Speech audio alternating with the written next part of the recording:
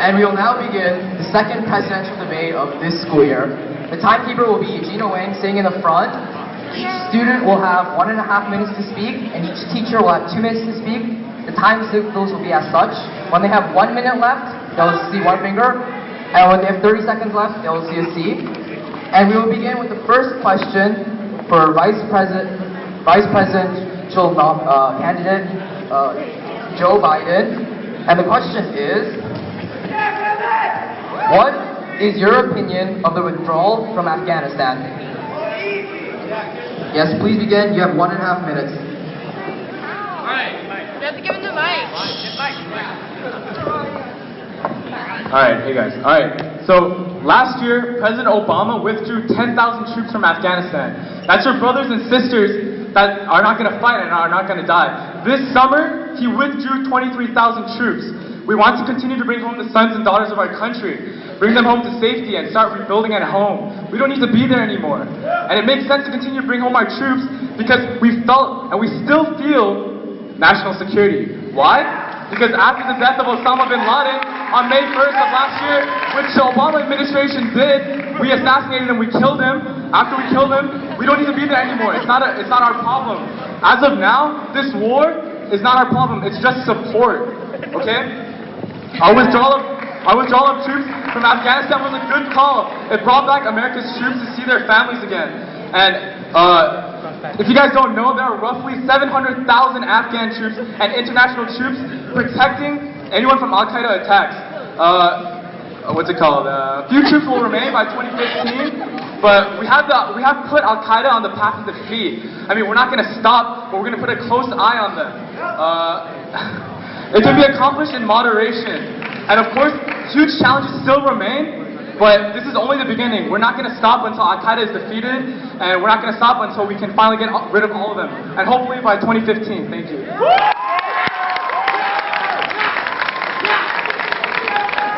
And now, 1.5 minutes for Congressman Paul Ryan.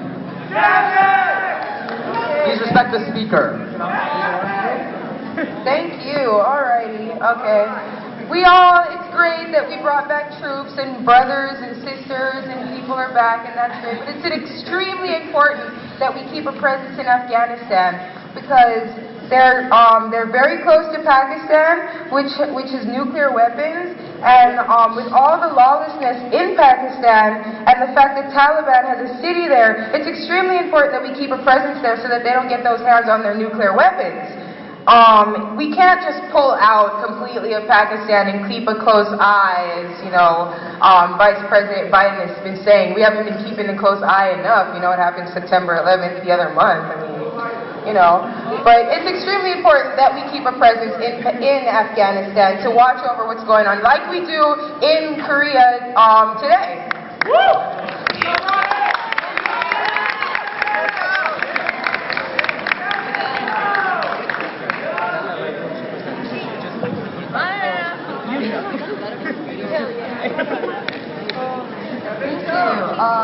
Okay, this is the second question for Mr. Biden. Mr. Obama. Okay, sorry, I clarified that. Mr. Obama. President Obama.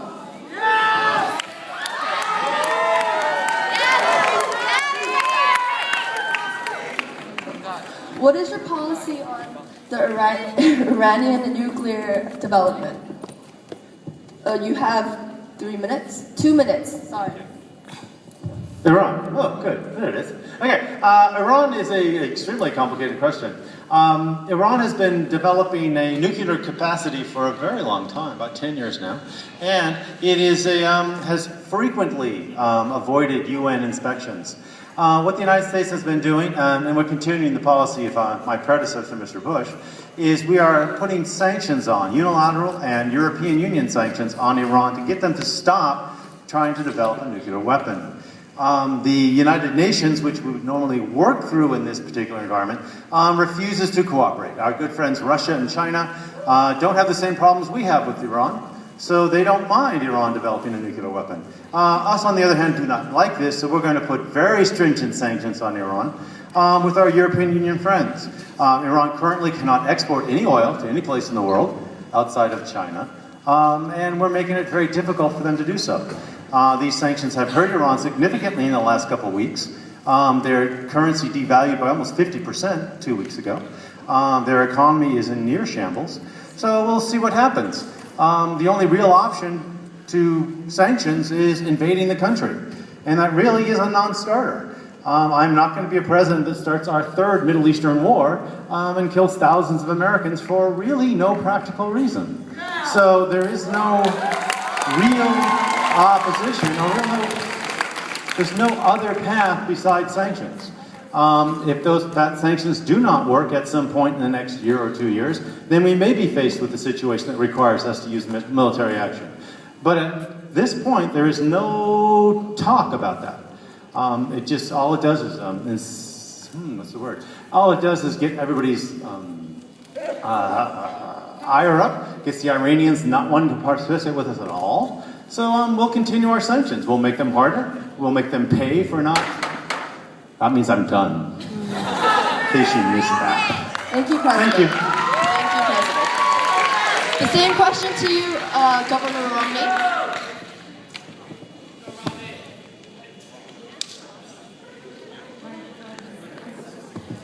Okay. All right. Great question, by the way. You guys asked really good questions. What this country needs is a strong stance towards Iran. We don't need weakness. That's what we had for 4 years. We've been in a weak negotiating position with Iran. We've had 4 years of sanctions that haven't worked, and we are 4 years closer to an Iranian nuclear weapon. That's not good. We can't, that's not acceptable. America cannot accept that. America has to have a position of strength towards Iran. And America has to have more than just one option. We need a president who's going to give you several options. Iran must know that the military option is always on the table. That's the only thing the Iranians will understand, is strength. America must negotiate from strength. I'm afraid right now, the Iranians might be looking at the present administration, and they might be going forward with a nuclear program because they're just not convinced that this president is strong enough. They're just not convinced that this president really means business.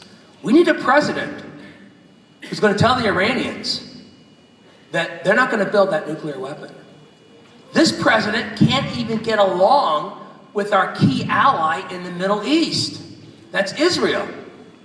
If you were Iran, would you believe that this president is in a position of strength when he can't even get along with our key ally in the Middle East? You won't have that with my presidency. You will have a united front, a strong front, and the Iranians will know we mean business, and we will stop that nuclear program. Thank you, Mr. President and Governor Romney. Now, this next question goes to Congressman Ryan. How will you increase the number of domestic jobs and reduce outsourcing to China and other foreign countries? You have 1.5 minutes.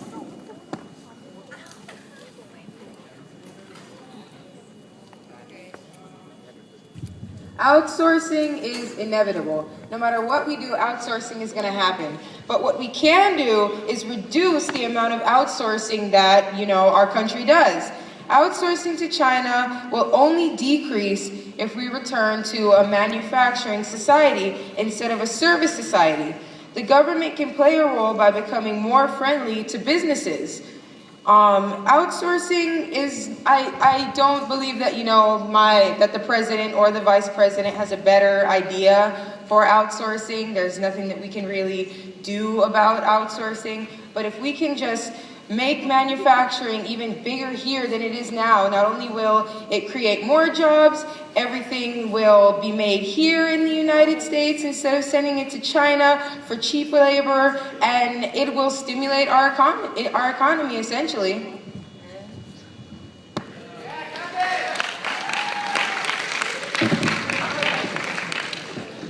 And now the same question to you, Vice President Biden. All right, so Governor Ryan seems to talk a lot about outsourcing, but she doesn't talk about domestic jobs. Now, President Obama and I, we're matching today, don't we look cute? Believe that the American middle class has always been built on the foundation that good paying domestic jobs have always been the foundation and the American dream. Now, this job will pay very well. It gives you a pension for your retirement, health care, and education for your children. Now, did you know that President Obama's plan in 2014 will give 1.1 million jobs? That's so much. How can you even compute that? Well, Romney's budget will only give 87,000 in 2014. But did you also know that our budget is $120 billion while theirs is $210 billion? They create less jobs for more money in the United States where we live. Now, I like to use a metaphor. America's economy is like a car. Now, the Republicans drove this car before, and we were on a straight path, but they drove it to a broken ditch, and they drove it to a bumpy road. Now, we took it back. We took the car back, and we're still on the bumpy road, but it's getting better. It is getting better. We're getting on good roads now. But recently, Governor Ryan, Governor Romney asked for the keys back. I don't want to give them the keys. They just don't know how to drive. They don't know how to drive. Thank you.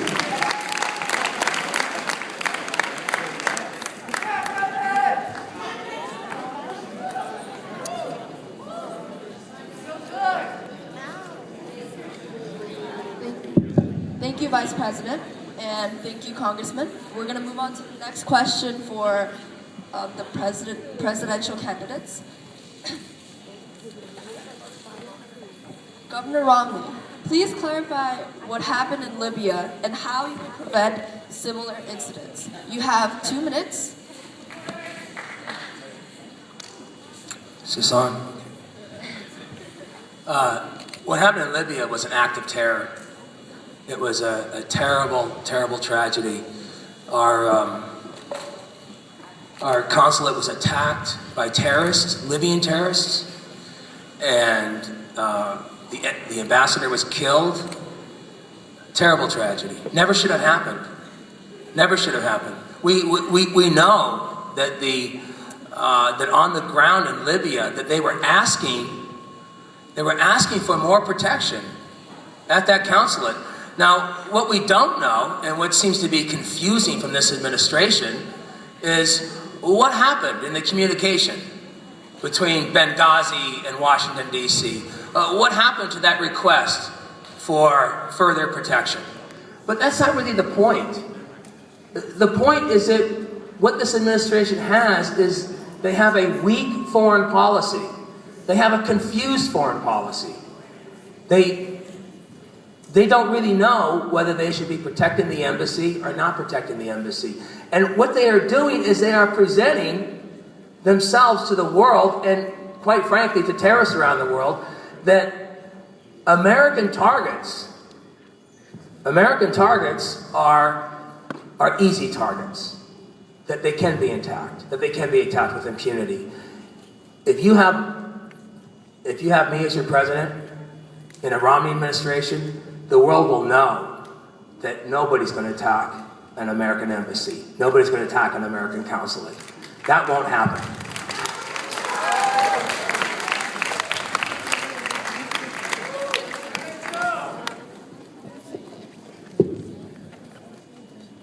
Same question to you, President Obama. Thank you. There we go. Okay, that was a nice ending, but it can't happen. No one can tell you honestly that he can protect every single American or every single embassy or every single consul in the world. We have way too many enemies. We cannot protect everything. The tragedy in Libya, to our State Department employees, you must realize being in the State Department is a very, very dangerous job. You don't tend to think of it that way, but it's extremely dangerous. They represent us in countries of the world that really do hate us. So we cannot protect everyone. It was a tragedy, and the intelligence from Libya was fragmented. We gave the best information we could at the time we could give it, But if you believe that intelligence is just like your email, it doesn't happen that way. Intelligence has to be analyzed, it has to be collected. We have very few collection or agents working in Libya, so there's a buffer time where the CIA tells us what's going on, we tell the people what we know, and then it changes. Life changes. That's just the way it is. We cannot have real-time intelligence. Okay, so the whole Libyan intelligence thing is just the way life is today. Now, the whole thing about the United States being soft on terrorism, why don't you go ask bin Laden at the bottom of the Indian Ocean? Okay, he's fucking fish food. So, and the thousands of terrorists we've killed through drone strikes in Afghanistan, and Pakistan, and Yemen. Ask them about how soft we are on terrorists. Okay? It just doesn't happen. Both of our administrations kill terrorists. That's what we do. Okay? That's what the CIA gets paid to do. So, no soft on terrorism. We do a dangerous job. We do it the best we can. We communicate with the American people as fast as we can. And that's all.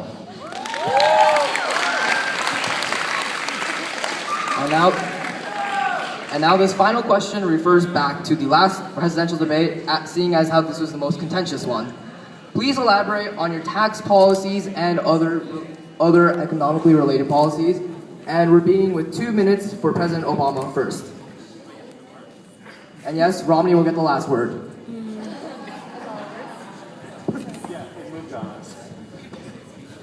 It's called shifting foreign policy. Hello? There we go. Okay, tax policy. It's very exciting. Okay, what we're living under now is huge budget deficits. Year-to-year deficits and year-to-year total deficits of about $16 trillion, okay? Now, much of this is our good friend George W. Bush, with his tax cuts for the wealthy. So what we're going to do, and what my administration will do, is we will eliminate tax cuts for those people making over $250,000. That's a whole 2% of the population, okay? That's 2. That means none of you in this room. Okay? None of you make over $250,000. That includes the teachers, unless you're doing something I don't know. So we're going to resume the tax rates from back in 2001. It's not a tax hike. It's a resumption of the old tax rates. And you might ask in your heads, when was the last time the United States had a balanced budget year to year? Oh, let me think. Oh, 2000. Thank you. 1999. Okay, so this whole thing about, the poor rich. Oh, no, I'm sorry, I don't feel for them. It just doesn't get me there. So you have that's our tax policy. You keep the tax cuts on the working class and the middle class so they can actually build the economy, unlike this is my favorite. Oh, let's give tax cuts to the rich, because they'll grow the economy through investment. Investing in their 4th car or their 14th house. That's not investing. So, grow it from underneath. Let the money trickle up this time. Am I done? Oh, 30 seconds? Okay. There's little sign codes here I'm not quite up to date with. So, let's grow it from the middle. Okay, let's try that for a while. We've been growing it from the top since the 1980s. Let's try it from the middle. Thank you. And now for the final speaker, 2 minutes for Mr. Romney.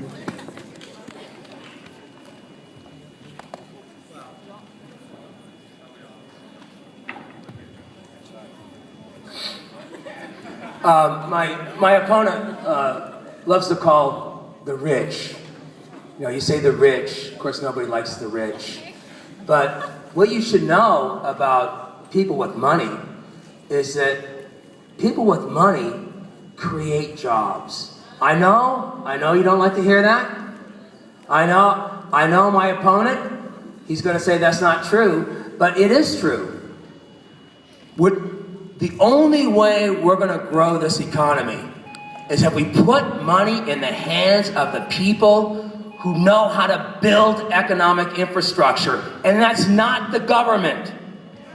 The government is not going to grow this economy. The government may help you out if you lose your job. The government may help you out with foods, they may help you out with health care, but they're not going to develop this economy. If you want to get the economy moving again, you're going to have to put the money in the hands of the people who know how to invest it, who know how to invest it in manufacturing, know how to invest it in industries, who know how to create jobs. And then we have more people working. And when we have more people working, guess what we have? More taxpayers. We raise the tax base. And if you think this hasn't happened, all you have to do is look at the 1980s. Ronald Reagan did this. And we had an economic, Ronald Reagan came in 1980 when, that's it? Oh, when this economy was in the last time we were in a trough, and by the end of the 1980s, this economy was sizzling, and we'll do it again.